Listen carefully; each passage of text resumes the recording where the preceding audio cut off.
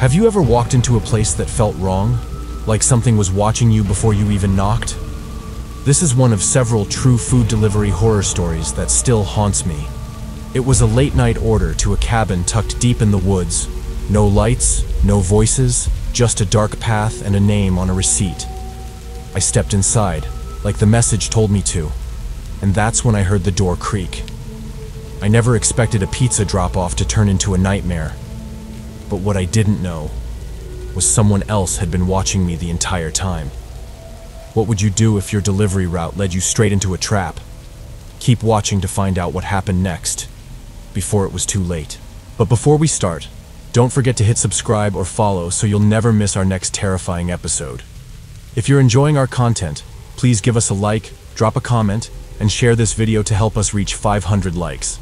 Also, follow us on our social media platforms for the latest updates. Thank you all for being part of this journey with me. And now, let's dive into the darkness together.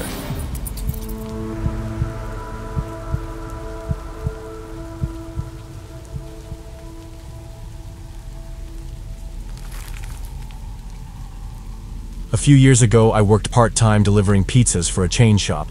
It was a temporary gig, nothing glamorous, but it paid the bills and gave me some breathing room with tips. Most nights were uneventful. Pick up the order, drive out, drop it off, repeat. But one night toward the end of my short time, there still sits heavy in the back of my mind. It was close to midnight on a Friday, and our store was still running hot with late-night orders. The kitchen had a rhythm going, and I was knocking out deliveries one after the other. Around 11:15 p.m., I grabbed what I assumed would be one of my last runs of the night. The address wasn't familiar. Most orders came from the busier suburban end of town, but this one was out near the edges, toward the woods. I remember thinking the location must have belonged to someone wealthy, maybe a reclusive artist or a retired couple. That part of town was known for its large, forest-shrouded properties. But in the dark, the area felt more forgotten than luxurious. Eventually, the GPS told me to turn off the main road onto a wide gravel drive lit by dim lamps spaced every 30 or 40 feet. The gravel path was long and eerily quiet, lined with trees that pressed in from both sides. At the end, the road branched into 5 narrow trails too slim for cars. A wooden sign nearby read, "Welcome to Hollow Pine Cabins." I double-checked the receipt. The delivery was for cabin 3. I found a hand-painted sign marking the way to that cabin and parked. The narrow trail was flanked by old, flickering stake lights. The air was still, and the only sounds were the crunch of my shoes and the ambient chorus of night insects. I had to walk slowly, partly because the path was uneven, partly because the lights were so spaced out that I was plunging into near blackness every few steps. It felt like I was walking straight into a trap, though at the time I told myself I was just being paranoid. After what felt like 10 minutes but was probably 4, I finally reached a clearing with a tiny one-room cabin squatting in the center. It looked abandoned.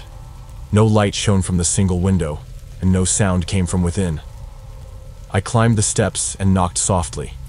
The hollow sound of my knock echoed through the building. Nothing. I waited. Nothing. I pulled out my phone and called the number listed on the order. It rang for a while and then went to voicemail. As I debated heading back, a text popped up from the same number. "I'm not at the cabin right now. Doors unlocked. Just leave the pizzas on the table inside. Thanks."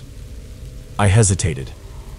Every part of my brain said to just walk away, but I had already come all this way, and besides, maybe they were just around the corner or dealing with bad reception. Against better judgment, I turned the knob. The door creaked open. Inside, it was pitch black. I instinctively called out, "Hello?" No answer. I took a few cautious steps inside. My eyes adjusted slightly. The layout was simple. A table in the center, a small kitchenette to the left, and a closed door at the back that likely led to a bedroom. I stepped over to the table and began placing the boxes down. Then I heard it. A low, creaking sound. Unmistakably the squeal of a door's hinges. I spun toward the bedroom door. It was now open. A figure stepped into view, a man in dark clothes with wild eyes and unkempt hair. He moved quickly toward me, speaking too casually for how fast he was advancing. "Hey, thanks for bringing it in. I got your tip right here," he said, voice flat. I stammered something, not even sure what, backing up as he continued closing the gap between us. Without warning, he lunged. I barely dodged backward, sprinting toward the door I had left slightly open. But the second I burst out into the night, I crashed into someone else. We both stumbled. The man hit the ground, and I caught myself on the railing. A split second later, I realized this guy wasn't a bystander. He had been waiting. I bolted. I didn't look back except for quick glances. I couldn't see them in the light, but I could hear the crashing of footsteps behind me. The stake lights barely helped, casting more fear-inducing shadows than illumination. When I reached my car, I flung the door open and floored it down the gravel road, not stopping until I reached a gas station a few miles away. There, I finally called the police. They responded quickly. But when we returned, the cabin was empty. No sign of the two men. The police searched the surrounding cabins and trails, but there was no trace.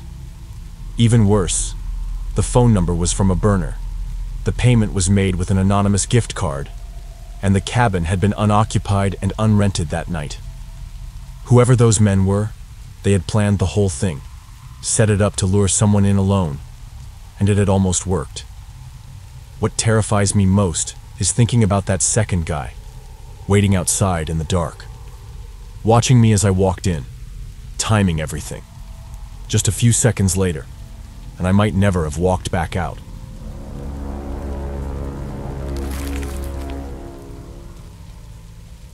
In my early 20s, I had a habit of living well beyond my means. When I landed my first steady job and started seeing a regular paycheck, I let it get to my head. One of the first impulsive decisions I made was buying a brand new Audi. Not the top-end model, but definitely more than I could afford. My monthly payments were over $600, which was brutal for someone still living at home and barely scraping by. To make ends meet, I started picking up odd jobs wherever I could. One of those was dog-sitting for a friend named Evan. Evan worked a rotating weekend gig out of town, and since he was single and had no one else to watch his dog, I became his go-to sitter. His golden retriever, Baxter, was incredibly well-behaved and easy to take care of. Evan lived in a peaceful suburban neighborhood called Pine Hollow, the kind of place where people left their doors unlocked and waved at strangers. I actually looked forward to those weekends. Baxter and I had our routine: fetch in the yard, a walk around the block, and a lazy evening curled up on the couch watching TV. I had been doing this for about 6 months without a single issue, until the last time. That Saturday evening started out just like all the others. I took Baxter on his walk, gave him dinner, and settled on the couch to watch a movie. Shutter Island, if you're wondering.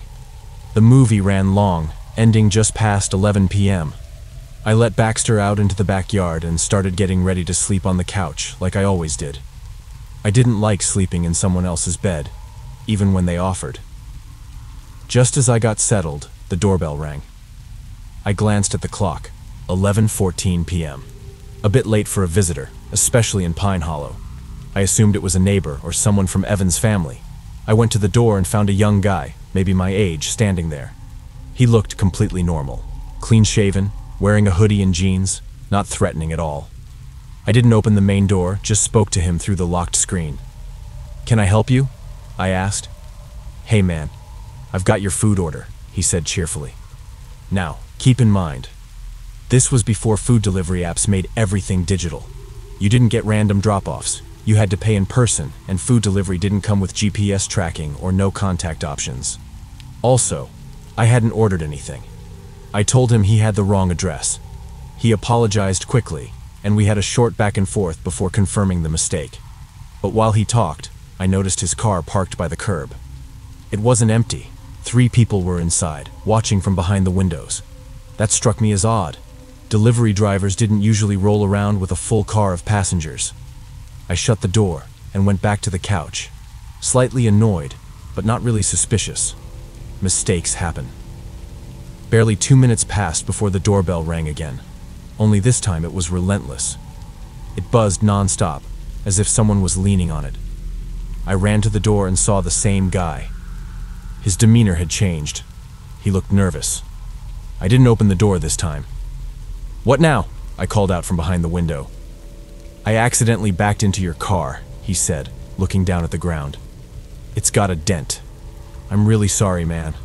I just thought you should check it out." Now I was angry. My Audi was my pride, and it was already costing me more than I could afford. I threw open the door and followed him barefoot toward the driveway. A few steps in, something didn't feel right. His car, which had been full, was now empty. The passengers had vanished. He urged me to come look at the damage on the far side of the car. That's when the alarm bells in my head finally went off.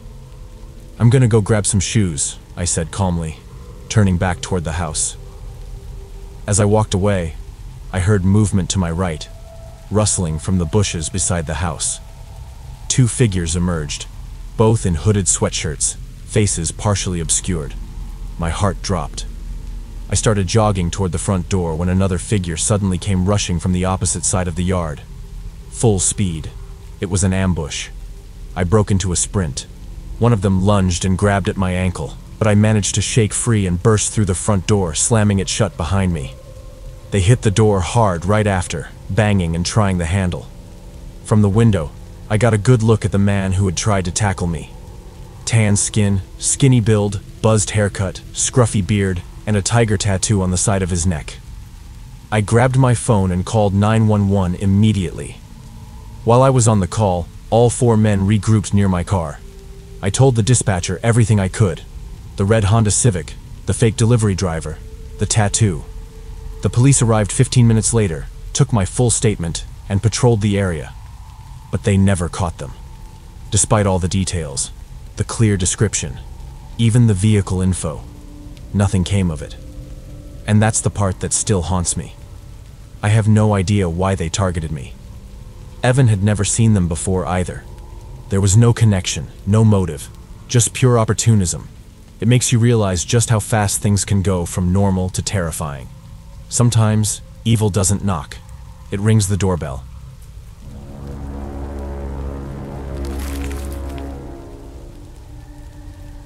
To earn some extra cash on weekends, I started working late-night shifts as a delivery driver for a local app-based service.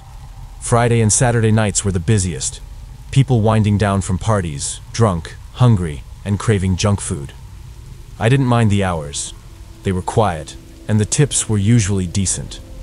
One particular Saturday, just after 1 a.m., I received an order from a guy named Brent. He wanted a small meal from Burger Palace, just 2 plain cheeseburgers. The app showed his house was only a few minutes from the restaurant, tucked away on the edge of a neighborhood called Forest Grove. The GPS directed me to a quiet cul-de-sac that splintered off from another dead-end road, right up against a wooded area lining the interstate. The neighborhood was still and eerie in the early hours. No lights, no people, not even the sound of a TV behind closed windows. When I reached Brent's place, I didn't want to ring the doorbell and wake anyone up, so I tried calling the number attached to the order. 1 ring, then voicemail. A moment later, I got a text. "Come to the door." I grabbed the bag and walked up to the front steps. The porch was made of old, creaky wood, and the dim light above the door flickered slightly as I approached. The front door opened slowly before I could even knock. A bald man in his 30s stood there. He was barefoot, wore a stained tank top, and the stench of alcohol hit me before he spoke a word. He didn't say much, just looked at me, glassy-eyed. Then, slurring slightly, he said, "Hey, can you bring it into the kitchen?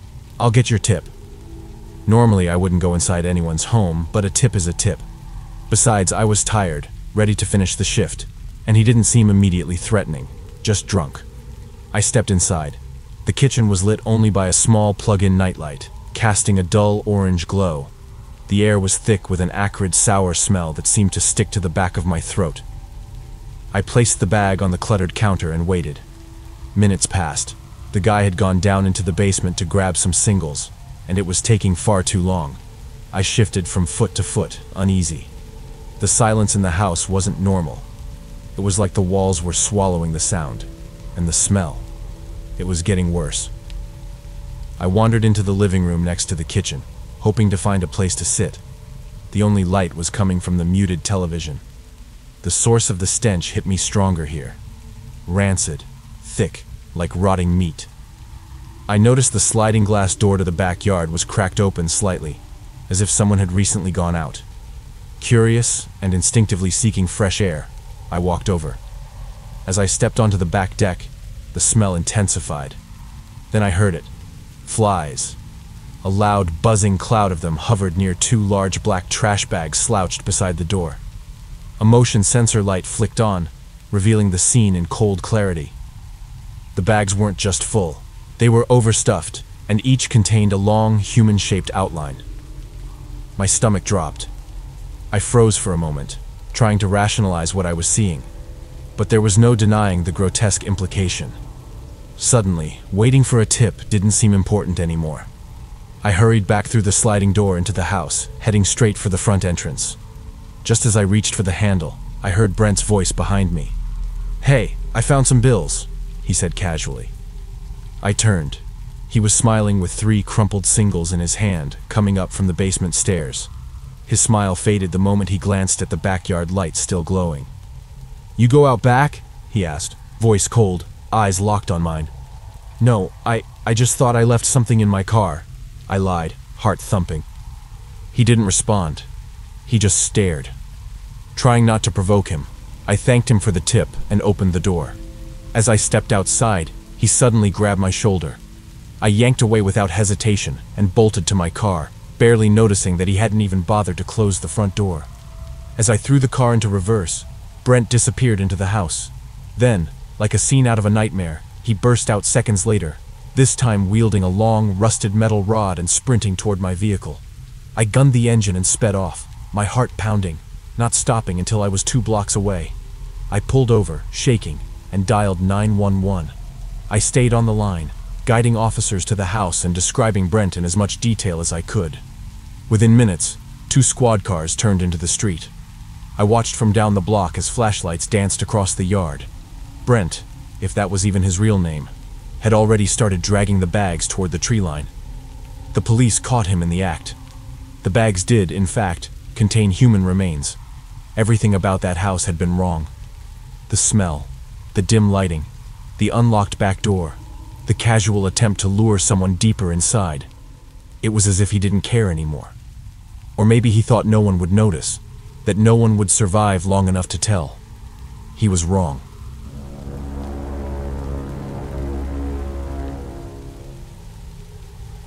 If you've made it to the end of this video, let me know in the comments which story creeped you out the most.